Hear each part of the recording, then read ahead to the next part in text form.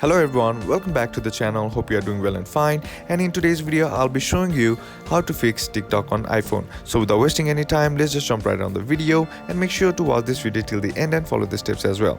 Now the first thing that you need to do is head over to your settings app, and once you're inside your settings app, scroll down and then tap on general.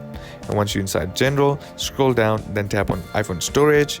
And once you're inside iPhone storage, here what you need to do is scroll down and then find TikTok, then tap on it.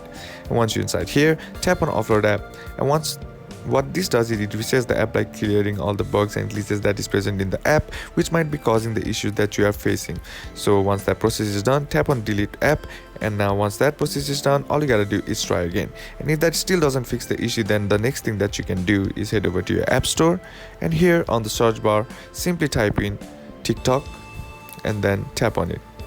And here check to see if the app needs an update or not. Sometimes the older version also might be causing the issues that you are facing, so just simply updating the app will probably fix the issue. And that's basically how to fix TikTok on iPhone. And that's it for today's video, guys. Hope this video was useful to you. Leave a like if it did, comment down below what the next video should be on, consider subbing to the channel. Thank you for watching. Bye bye.